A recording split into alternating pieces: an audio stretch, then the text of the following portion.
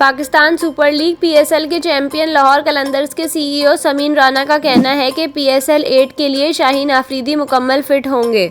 समीन राना ने कहा कि शाहीन आफरीदी की क़यादत में ट्रॉफी का दिफा करने के लिए पुरुमीद है। इन दिनों शाहीन कौमी टीम के साथ बॉलिंग कर रहे हैं और वो मुकम्मल रिदम में है।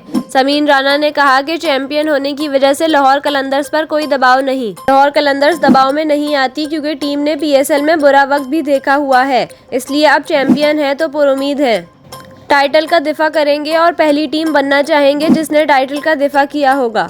इनका कहना था कि टीम के कॉम्बिनेशन से मुतमईन है, बेहतरीन टीम बनाने की कोशिश की है, इसमें तवाज़ुन रखा है। बॉलिंग हमारी स्ट्रेंथ है लेकिन बैटर्स भी वर्ल्ड क्लास हैं। सुमित पटेल की जगह लियाम डाउसन जबकि मोहम्मद हफीज़ की जगह सिकंदर रजा को लिया है। समीन राना ने मजीद कहा कि नजम सेठी की लीडरशिप में पीएसएल मजीद कामयाबी हासिल करेगी।